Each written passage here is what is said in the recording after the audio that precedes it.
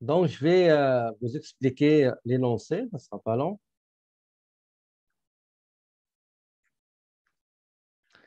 L'entreprise du Laurier,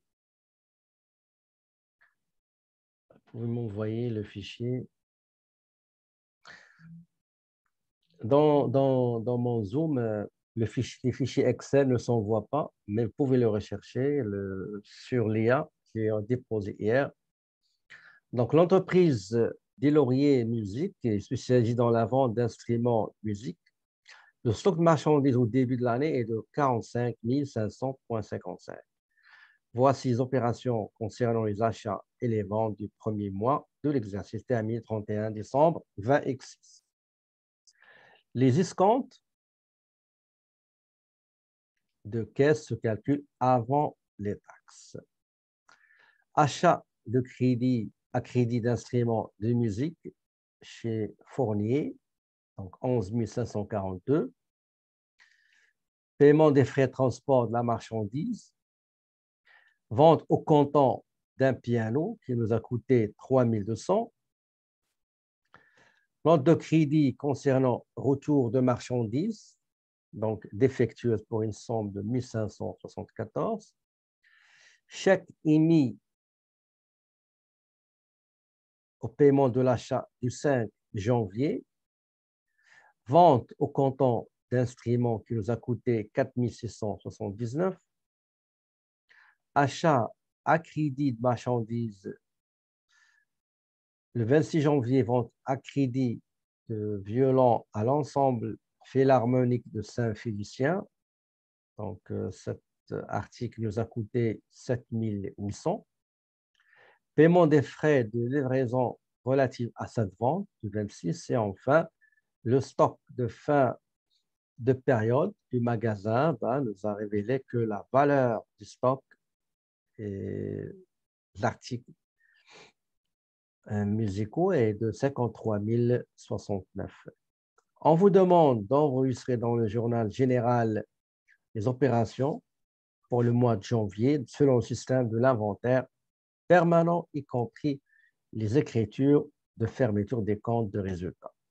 Et après, on va préparer l'état des résultats, sachant que les charges d'exploitation s'élèvent à 3 550, y compris les frais de livraison de $150. OK? On va aller chercher le fichier Excel. Voilà. Donc, on commence par le commencement. Le 5 janvier, donc, achat de marchandises. Si on était dans le système d'inventaire périodique, on va utiliser le compte 5100 achats. Mais ici, dans le système d'inventaire, je vais l'écrire ici, OK, pour le bien comprendre. Pardon.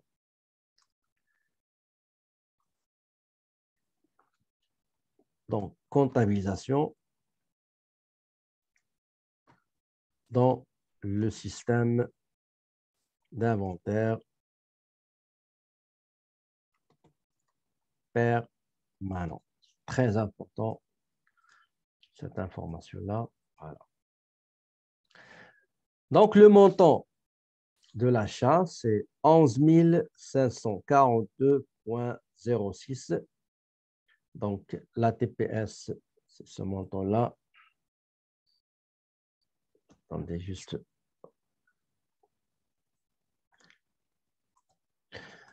Donc, les 5%. Donc, ce montant-là fois 5%, la TPS.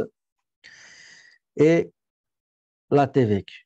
Montant multiplié par 9,975%. Et le fournisseur, donc compte payable, c'est le total de tout ça. Voilà, le total de ces trois montants-là. Donc, 13 270,48. Donc, pour comptabiliser l'achat de marchandises, conditions de paiement de 10 intrants. Ça veut dire si on règle la totalité de la facture par anticipation dans les 10 jours suivant la date de la facturation, on va bénéficier d'un escompte de 2%. Janvier, qu'est-ce qu'on a aussi? C'est un autre achat qu'on a fait, c'est le transport. Donc, transport label. Ici, on ne va pas utiliser le compte de transport sur achat, 51,30, mais on va utiliser le stock de marchandises. Donc, c'est 235, donc le montant. On va mettre copier, coller ici. Et nous avons le total de frais transport avec la TPS et la TVQ. Donc, pour comptabiliser les frais de transport, le 10 janvier, c'est une vente. Dans l'inventaire, dans le système d'inventaire permanent, il y a deux écritures. La première écriture, c'est la constatation de la vente. La deuxième écriture, c'est la comptabilisation du coût marchandises vendues de ce piano-là qu'on a vendu. Donc, on commence tout d'abord par les ventes ici. Le montant, la valeur du piano vendu, c'est 5 475. Je vais mettre ici la TPS et la TVQ. Voilà. Et ici, c'est le total de l'encaisse. C'est le total de ces trois montants-là, qui est 6 298. Regardez, ça, c'est la première écriture, c'est la constatation de la vente. Maintenant, combien ça nous a coûté le piano qu'on a vendu? Ça nous a coûté 3200. Donc, je vais constater CMV 3200 et l'article est sorti du stock de marchandises avec le prix coûtant qui est 3200. D'accord? Écriture suivante. On a une note de crédit. D'accord? Après retour, donc la valeur de ce nous avons le rabais accordé, les de 1574 avant taxe, et on va calculer les taxes. Nous compliquons ça ici. Et le montant à payer au fournisseur sera réduit du total de ces trois montants. OK? Donc, ces trois-là. De 1810,59.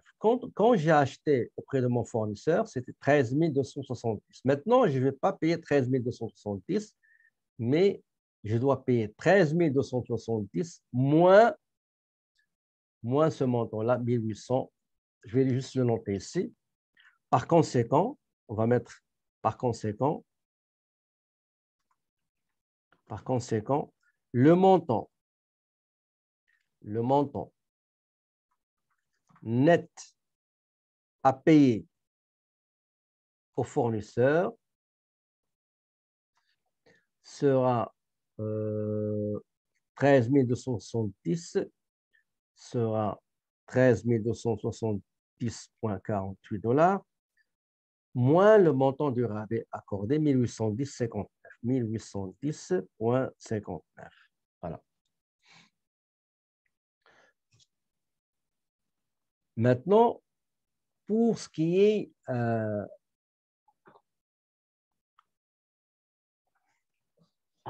la transaction suivante, c'est le règlement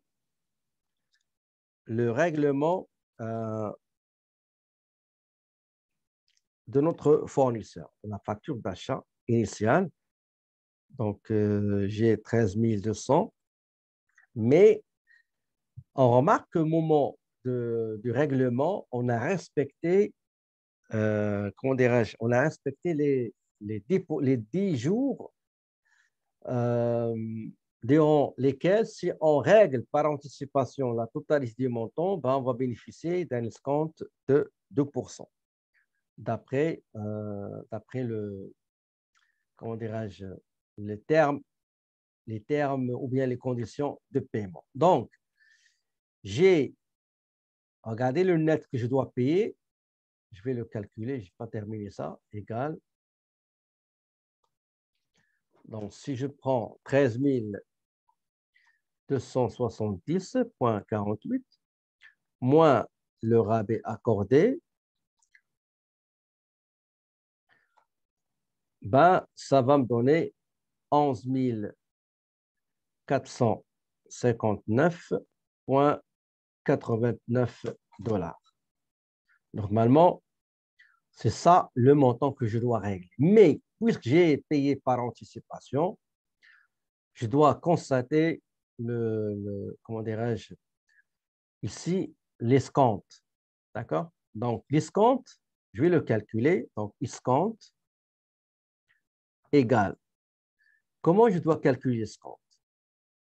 C'est montant de la facture, montant de la facture avant taxe, moins rabais avant taxe.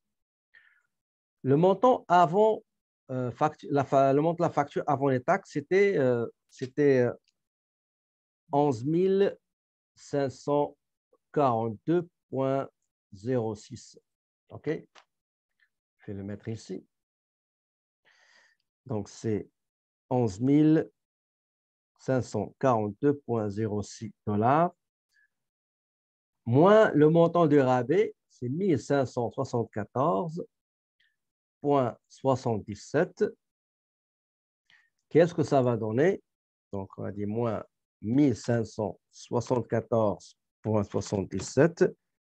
Ça donne 9885,12 $. Multiplié par 2%. Attendez, qu'est-ce que j'ai mis ici? 12.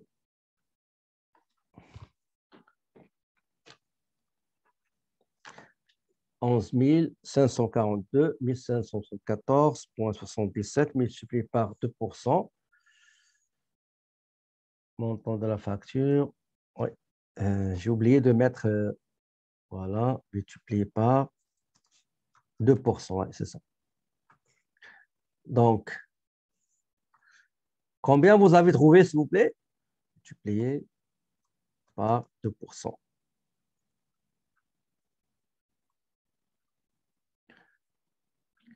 Écrivez-moi, s'il vous plaît, combien vous avez trouvé. Donc, si vous prenez le montant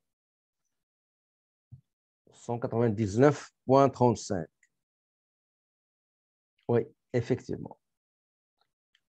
Effectivement, donc on va le mettre ici. Donc, 199,35 $. Effectivement. Voilà, nous avons calculé le montant de l'escompte. Mais on ne va pas utiliser le compte escompte sur achat. On ne va pas l'utiliser. On va utiliser le stock de marchandises. D'accord? Donc, c'est 199 points.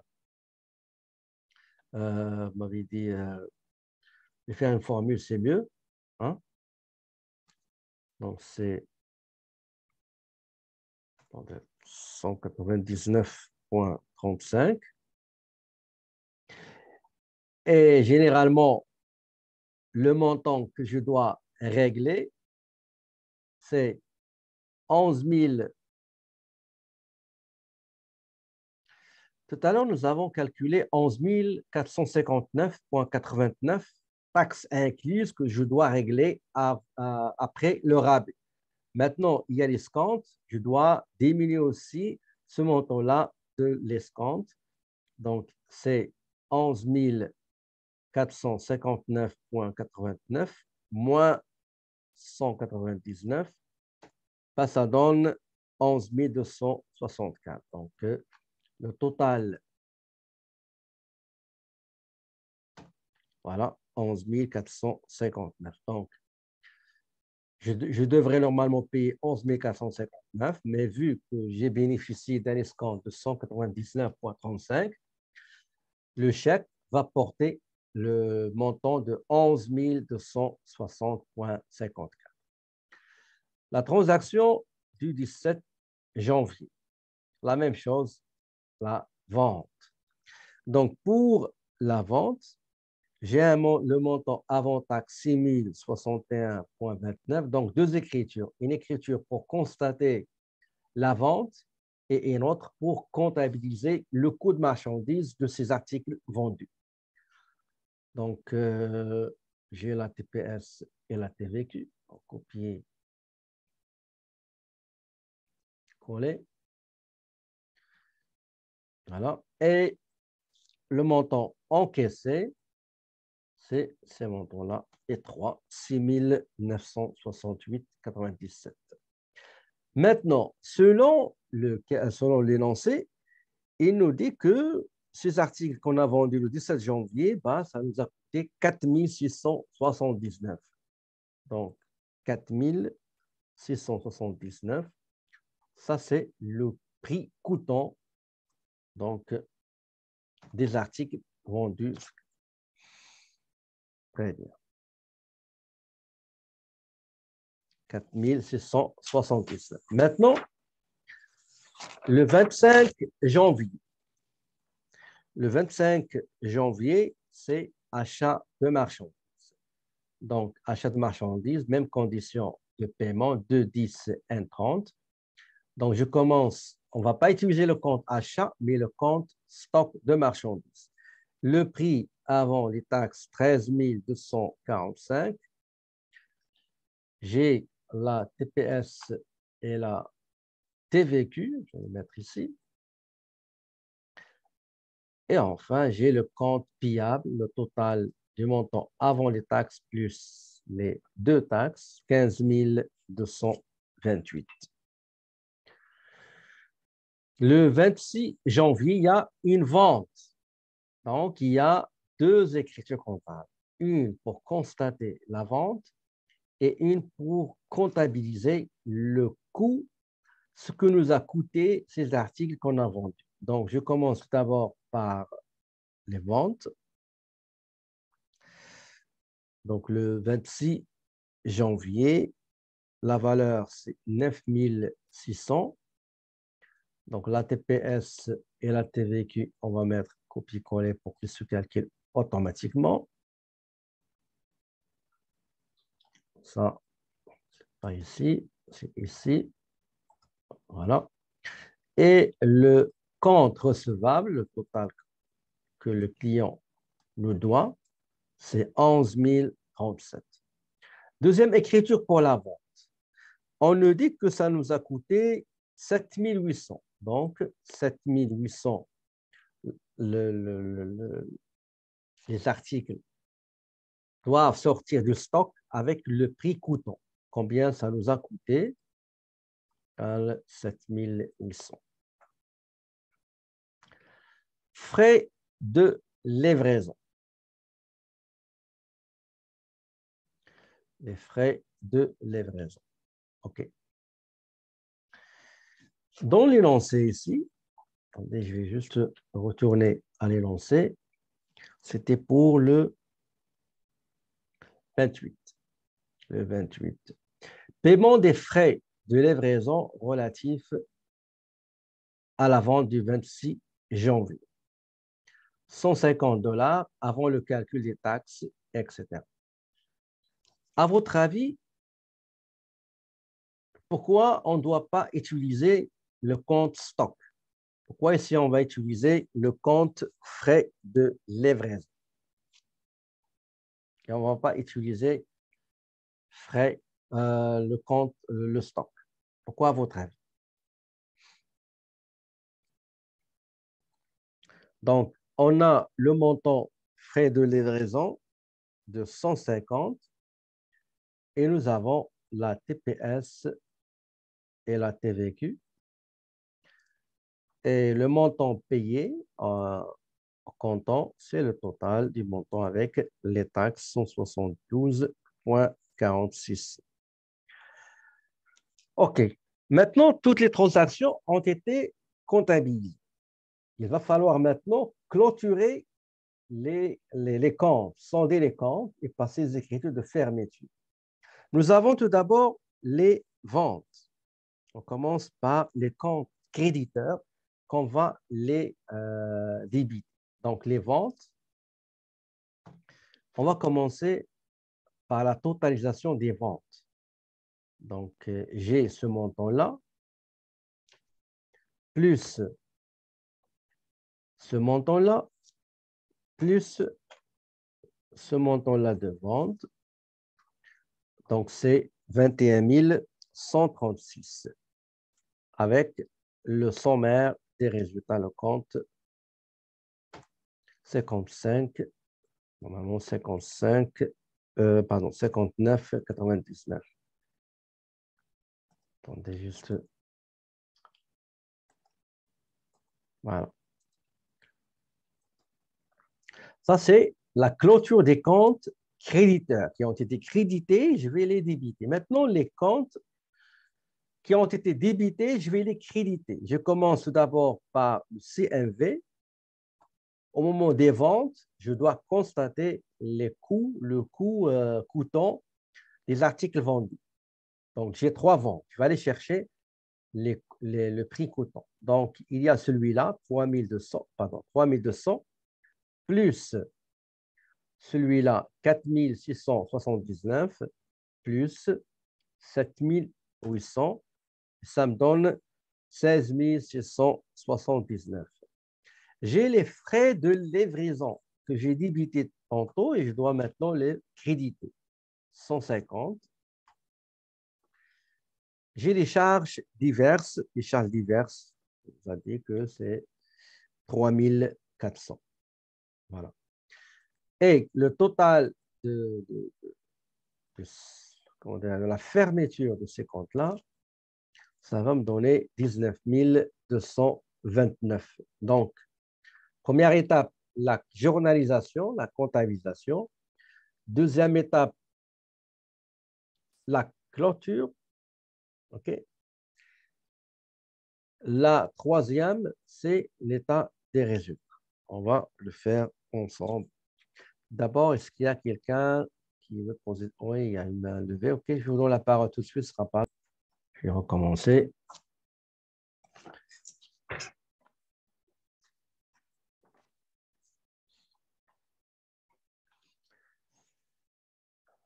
Les achats. Donc, j'ai stock.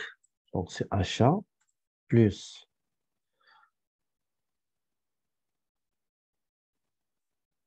235 aussi, je l'ai oublié.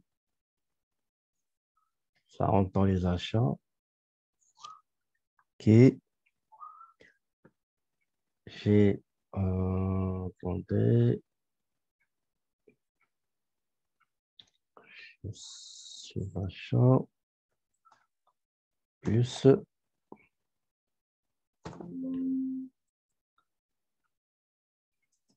attendez, 24. Ces formules-là, je ne comprends pas ces formules, ce sera pas long.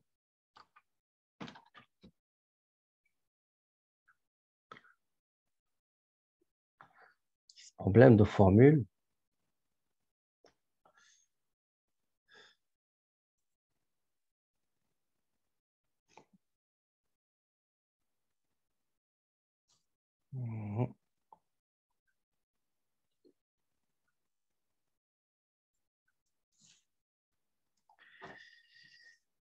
Achat, 13 000.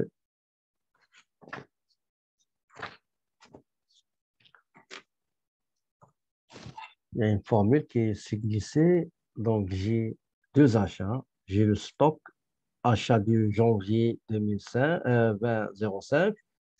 L'autre achat, l'autre achat, l'autre achat, l'autre achat. Oui, celui-là. Donc, 1048.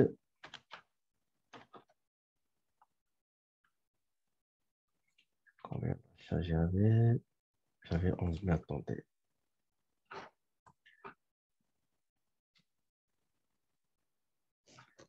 Achat. Donc, j'ai stock de marchandises, je recommence, plus J'additionne tous les achats tout d'abord.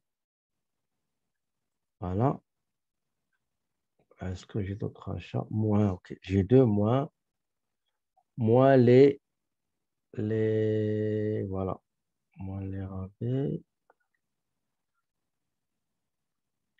le transport. Plus tout d'abord, pardon. Plus transport. Ok. Plus le transport. On a dit combien le transport, fournisseur. Transport, c'était 235. Voilà. Maintenant, je dois déduire les escomptes et les rabais. Donc, j'ai un rabais de combien? J'ai un rabais de 1574 et j'ai un escompte de 199. Donc, c'est 23 248. Je vais vous écrire le détail comme ça. Donc, c'est, attendez, c'est 11 452,06. Comme ça, c'est quand vous allez réviser, ben, vous aurez des explications.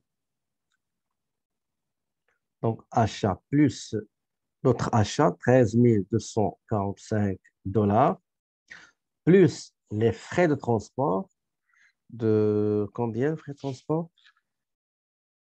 235 $, moins le, le rabais, hors taxe bien sûr, 1574,77, moins l'escompte, 199,30, combien? 35. Voilà. Donc, ça va vous donner 23 248 $. OK? Ça, on va ajouter achat net. OK? C'est le mot qu'il fallait mettre. Voilà.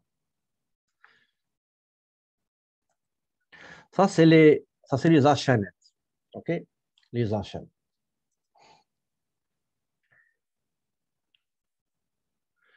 Et après, coût des marchandises disponibles à la vente, c'est ce que vous avez au début de la période, plus ce que vous avez acheté, le montant net. Donc, c'est les deux, celui-là plus celui-là. D'accord? Stock de marchandises à la fin. Donc, c'est celui qu'on nous a donné à la fin. C'est 53, donc stock final. C'est 53 069,40. On va retourner ici. Donc, j'ai 53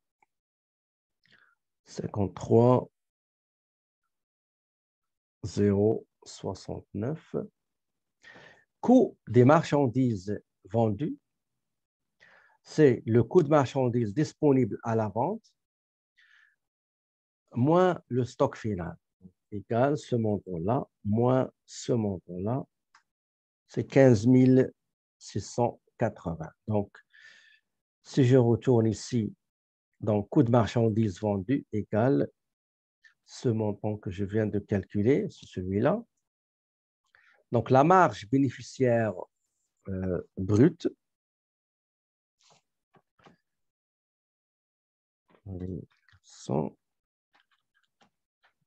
la marge bénéficiaire brute sera les ventes nettes, donc égale les ventes nettes moins coût de marchandises vendues, ben, c'est 5456.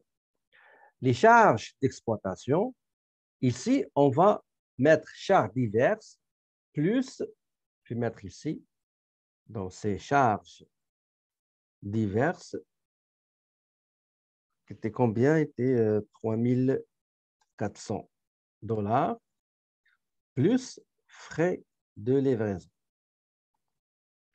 150 $. Donc, charge d'exploitation égale, je vais aller chercher 150 plus 3400. bah, ça me donne 3550.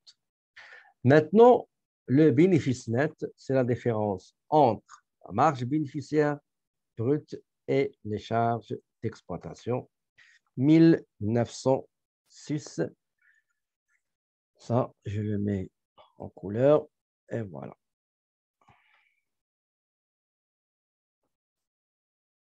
Voilà, donc c'est ça. Je vais voir il y a des mains levées. Je vais vous donner la parole tout de suite, ce ne sera pas long.